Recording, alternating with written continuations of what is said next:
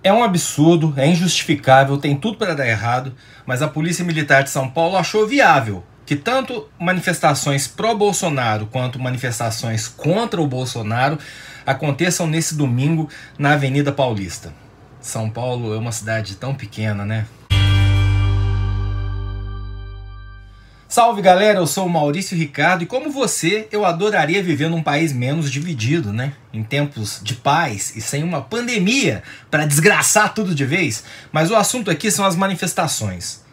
Para começo de conversa, que fique claro, já começo pelo absurdo que é a Polícia Militar se sentar com os grupos pró e contra governo para organizar o movimento de domingo, porque o certo a se fazer era proibir manifestações, é óbvio. Meu Deus do céu, se você ainda é um negacionista do isolamento social e não quer ouvir infectologistas e a OMS, ouça o Trump, que para minimizar o tamanho da tragédia lá, está comparando a performance dos Estados Unidos com a do Brasil e da Suécia como sinônimos de fracasso. Trump diz com todas as letras: tá ruim, mas poderia ser pior se a gente escancarasse tudo como fizeram Brasil e Suécia. Aliás, a Suécia se arrependeu. Lá tá em pouco menos de 5 mil mortes contra no máximo 500 dos países da região do mesmo porte. O mentor da estratégia de isolamento vertical sueco admitiu que eles erraram e que o certo era ter feito diferente. Mas existe também um outro fenômeno. Naturalmente o Brasil não é uma ilha num mundo globalizado, não globalista, que são as manifestações antirracistas e antifascistas nos Estados Unidos. Eu não tenho dúvida de que ver a galera vestindo preto nas ruas e enfrentando a polícia lá tem um efeito psicológico motivador na galera de oposição daqui, que passou a pandemia inteira em casa, no máximo batendo panela, enquanto imbecis iam às ruas sem máscara, se aglomerando e pedindo o fechamento do Congresso e do STF. Enquanto o presidente tomava uma série de decisões equivocadas em relação à pandemia, à Polícia Federal e etc. Num tempo normal, as ruas teriam se enchido com o povo que já se encheu do Bolsonaro e daquela turma rasa, discípula do Olavo de Carvalho. Mas, como já comentei aqui, até por respeito à vida e à lógica científica, Bolsonaro teve uma oposição branda e se aproveitou disso. Ricardo Salles chegou a dizer com todas as letras, na famigerada reunião ministerial Boca Suja, em se aproveitar da distração da imprensa, claro, focada na pandemia, para passar uma boiada de decisões que em outros momentos receberiam uma resistência muito maior. Aproveitar-se da pandemia para tomar medidas impopulares ou perigosas para a normalidade democrática é política de governo. E como a turma da camisa da CBF não tem medo do vírus, já são quase 3 meses de Corona Fest todo domingo, o que nos leva à Paulista. Como eu disse, numa mistura de sentimentos que vai da frustração com a falta de solidariedade na pandemia até a inegável influência do que está rolando nos Estados Unidos, torcidas organizadas foram para Paulista domingo passado e assumiram o rótulo do movimento Antifa, que é uma abreviação de antifascismo. Mas não apenas isso. Tem toda uma história em torno do movimento Antifa, que começa com o fascismo literal dos anos 30 e hoje está associado com a resistência contra a extrema-direita e supremacistas brancos. Nem sempre de forma pacífica, já que na maior parte do planeta, onde alguém tem a coragem e a cara de pau de ir para a rua, assumindo-se um supremacista branco, o pau quebra. O pau quebra porque os extremistas são violentos e o enfrentamento dos antifas é uma resposta no mesmo tom. Eu estou fazendo essa introdução para dizer o seguinte: Bolsonaro inegavelmente incorpora vários elementos do fascismo no seu governo. Não é questão de se pegar uma tabela para conferir se ele utiliza toda a cartilha do fascismo. Não é o caso, isso não existe. São atos, são slogans, são políticas que, em conjunto, são fatos amplamente noticiados, posicionam o governo inquestionavelmente na extrema-direita. Não vou chamar de consenso, porque não existe consenso para nada no mundo nessa era de redes sociais, mas é a percepção da maioria dos cientistas políticos do mundo. Bolsonaro é um governo extremista e está flertando com o fascismo abertamente. Já fiz vídeos sobre isso. Então, se você quiser pegar aquele símbolo com as duas bandeiras, escrito o nome da sua profissão em cima e antifascista embaixo, e usar como avatar, tudo bem. Mas da mesma forma que seria injusto comparar Bolsonaro de hoje com o Mussolini, o fascista clássico, porque o governo brasileiro ainda está longe de causar o estrago institucional que o Benito Mussolini causou na Itália, é bom também a gente entender que o movimento Antifa tem origem no anarquismo e no comunismo, representado por aquelas duas bandeiras da logo, a preta simbolizando o anarquismo e a vermelha que está atrás simbolizando o comunismo.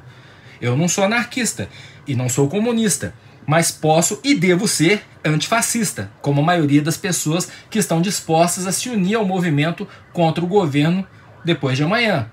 Bolsonaro sabe que essa oposição é diretamente contra ele. E como na política o que manda é a retórica, ele está indo buscar nessa origem mais violenta do movimento, que era uma resposta à violência dos fascistas, ou à violência dos movimentos nos Estados Unidos, que é um outro cenário, uma justificativa para dizer que é um bando de comunista arruaceiro.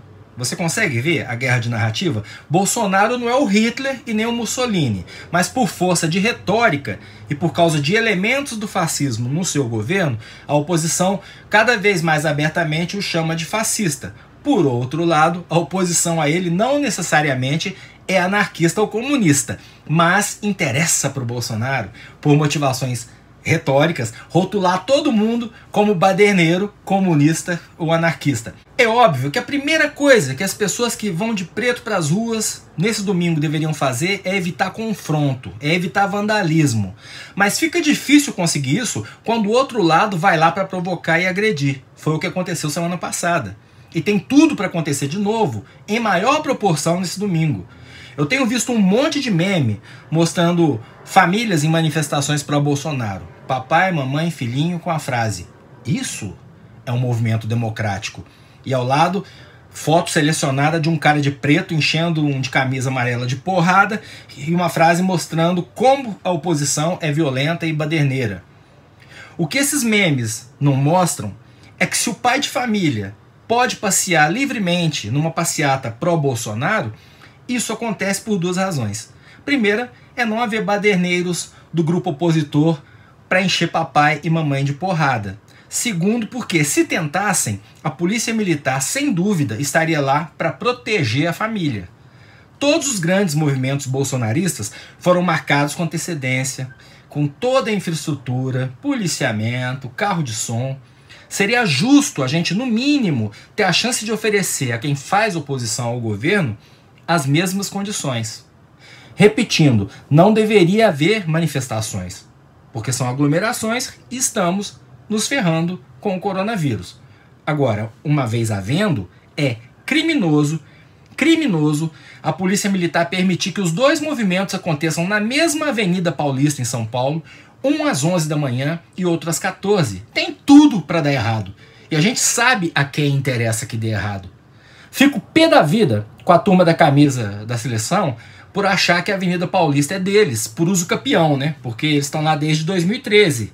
Mas há duas razões para isso. A primeira é que muita gente que estava lá em 2013 de amarelo, em 2020 vai vestir preto.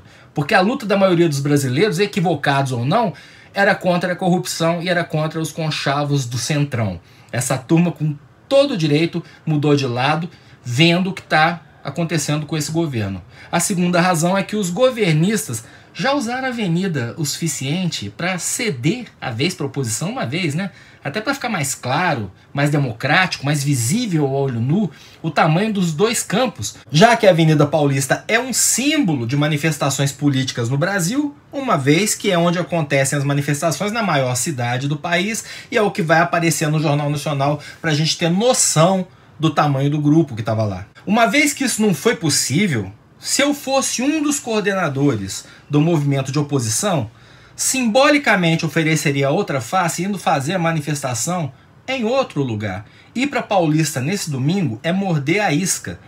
A gente precisa mostrar que aquela mesma família da foto da manifestação pró-Bolsonaro, ou uma família, outra família com os mesmos direitos, é capaz de botar uma camisa preta, que foi a cor que nos sobrou e que nos cabe nesse momento de luto, 35 mil mortos, e ir para as ruas pacificamente para mostrar que nós amamos e defendemos a democracia. Eu sou Maurício Ricardo, obrigado, profissional da área de saúde, obrigado a você que me honra com a sua presença aqui nesse canal. inscreva-se, aperte o sininho, dê o seu like ou o seu dislike e comente. Seu comentário é muito importante.